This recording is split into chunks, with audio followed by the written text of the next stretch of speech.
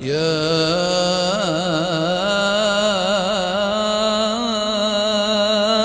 رمضان.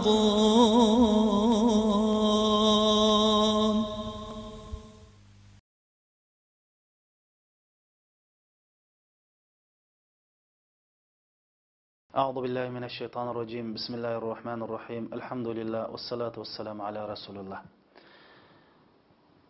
Bütün dünyadaki Müslümanların Ramazanıga mübarek olsun.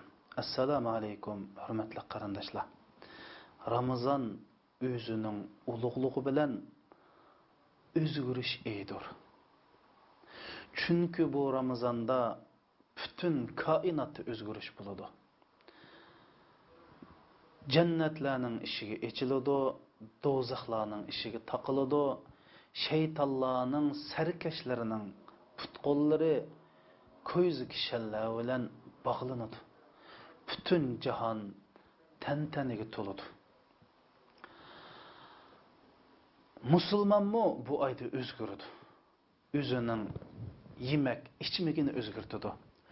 Uykusunu özgürtüdü. Yürüp turuşunu özgürtüdü. Qilmishlarini o'zgartirdi. G'ayvat shikoyatdan, axloqsizliklardan, yomon gap, yomon so'zlardan, qalaymaqan vaqirab chaqirashdan, boshqalar bilan jidallashdan yiroq bo'ladi. Musulmon bu Ramazonda bir ijobiy ishlarni qilishga oldiraydi.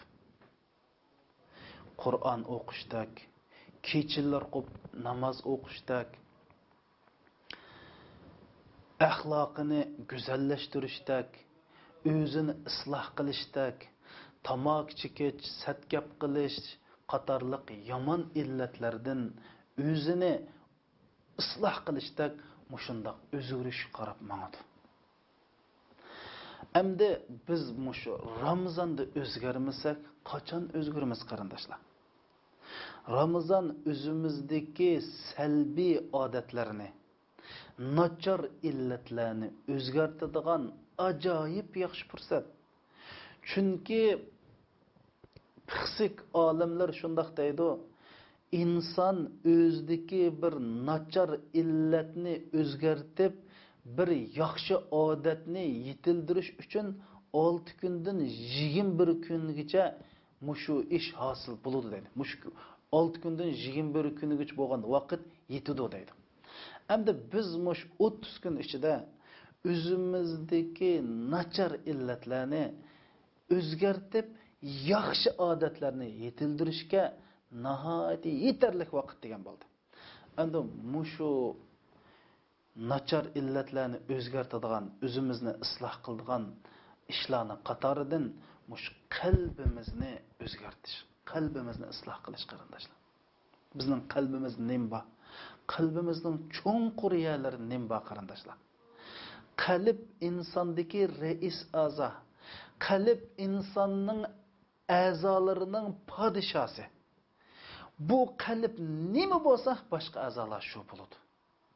Rasul akram sallallohu alayhi va sallam shunday deydi: İnne fil cesedi mudghatan iza salaha salahal cesedu kulluh ve iza fesede fesedel cesedu kulluh ala ve hiyel kalb. İnsanın vücudunda bir çeşlem göç var. O göç sağlam bolsa bütün beden sağlam buludu. O göç buzuk bolsa bütün beden, bütün azalı buzuk buludu. O göç bolsa qalbdir degan qarindoshlar.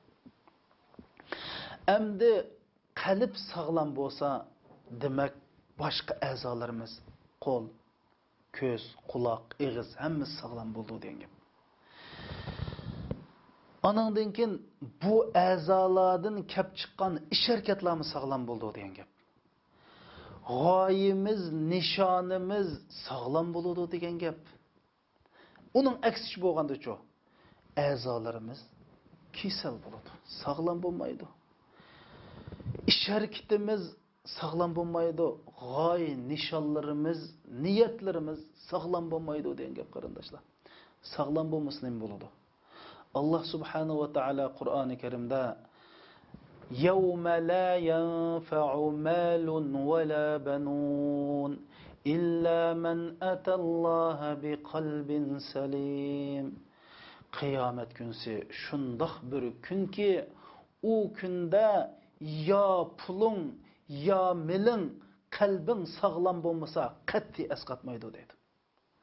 Hey biz vay nurgun pullarını yaxşı yolga işlatdik.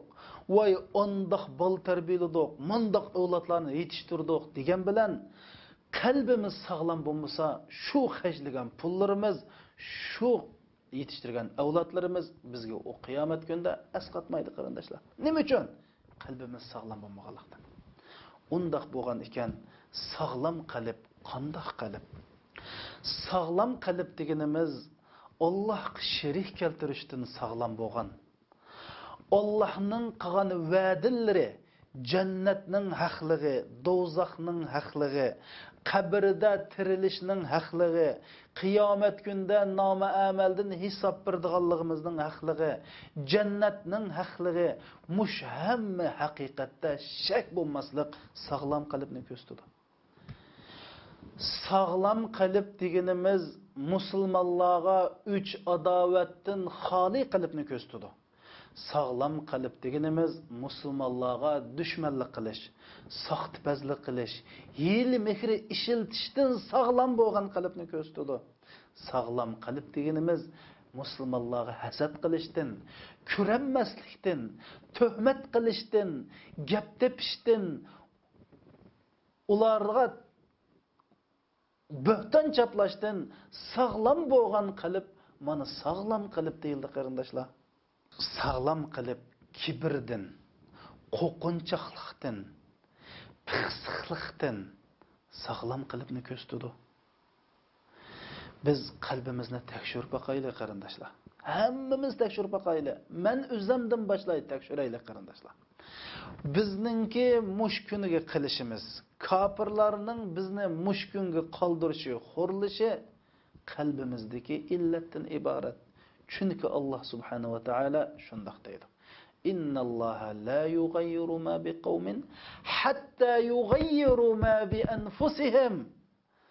Allah bir ümmetning ustiga baloyi afat bergan bo'lsa, shu millatning qilmish sababli millatning beshiga bir baloyi afatni bergan bo'lsa, u ummat o'zlarining nafslarini, qalblarini, ishki dunyosini isloh qilmay turib Alloh baloyi afatni ko'tarmaydi dedi.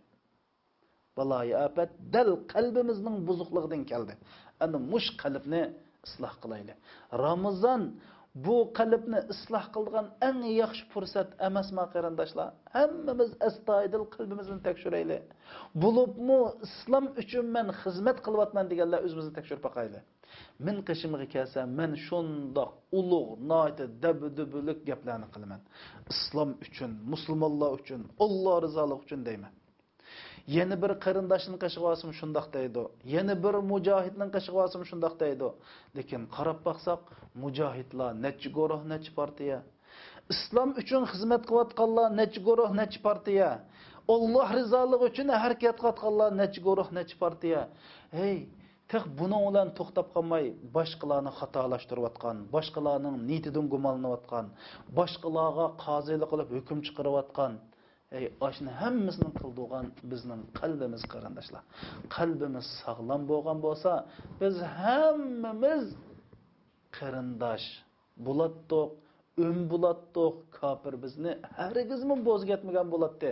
Balki Alloh subhanahu va taolaning g'albisi, nusrati bizga kelgan bo'ladi. Undaq bo'lgan ekan, hammamiz qalbimizni isloh qilaylik. Agar isloh qilmasak, men siz hammamiz o'zimizning qalbini ayrim isloh qilmasak, mushu ummatning, musulmon ummatining, bo'libmi Uyg'ur musulmonlarining mushkuni qilishga biz bir sababchi bo'lgan bo'lamiz. Nima uchun? Chunki biz mush ummatning bir parchasi emasmi qarindoshlar? Mush ummatning qurilishidagi bir xish emasmi biz? Unda bo'lgan ekan, o'zimizni isloh qilaylik. Hammamiz o'zimizni tekshiraylik. Qalbimizda bir musulmon ko'ra hasad bormi, ko'ranmaslik bormi, shuning dushmanlik bormi, g'um bormi, ichimizda zot nim bor. Mushni tekshirib, agar shu bo'lsa, qalbimizni Ramazonda pok pokiz qilib o'tayli. Qarindoshlar, inson o'zgarish uchun, nachar bir illatdan qutulish uchun 6 kundan 21 kun yetadi deydi psixik olimlari. 30 kunda biz qalbimizni isloh qilishga yetmamdi jinim qarindoshlarimiz. Mushundoq ulug' Ramazonda isloh qilmasak qachon qilamiz bu qalbni? Qachon isloh qilamiz? Mushu ulug' oy, mushu ulug' kunlarda isloh qilmasak, demak biz mush millatning mushkun qilishdagi sabablarning biri. Qalb 3 tur bo'ldi qarindoshlar. Kafirning qalbi. Bu qalb qorong'u, zulmatlik uyga o'xshaydi. Buning ichida shayton yashaydi. Shayton buni uy qilgan. Shunga bular yaxshilikni asli bilmaydi, yomonlikni asli bilmaydi. Ularda bir yaxshi yomonlikni farq etish tushunchisi bo'lmaydi. Ular havoy havasning, shahvatning, qo'saqning qullaridir. Ikkinchi qalb bo'lsa mu'minning qalbi, iymon bilan to'lgan qalb. Bu qalbga shayton yiqilishamaydi. Yiqilish po'g'icha iymonning nuri bilan ko'ydirib tashlanadi. Uchinchi qalb bo'lsa yaxshilikmi bor, yomonlikmi bor qalb.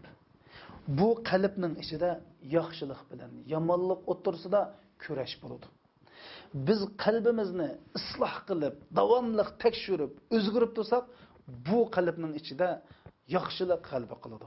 Ammo sal bexutlik bo'lsak, g'aflatda yashasak, yomonlik qalbi qilib ketadi. Mana ko'pinchilarimizning qalbi mana bu 3-qalb. Unda bo'lgan ekan, biz bu Ramazonda astoydil o'ltirib, mush qalbimizni Alloh yaxshi ko'radigan, Allohning payg'ambari yaxshi ko'radigan, iymonning nuri egallagan bir sog'lom qalb qilib olishga tirishaylik qarindoshlar. Sog'lom qalb deganimiz mal dunyoning qulchiligidan, shahvatning qulchiligidan, isrofxo'rlikdan sog'lom bo'lgan qalbni ko'rsatadi. Sog'lom qalb nachar axloqsiz illatdan xoli bo'lgan, go'zal axloq bilan zinnatlangan qalbni ko'rsatadi.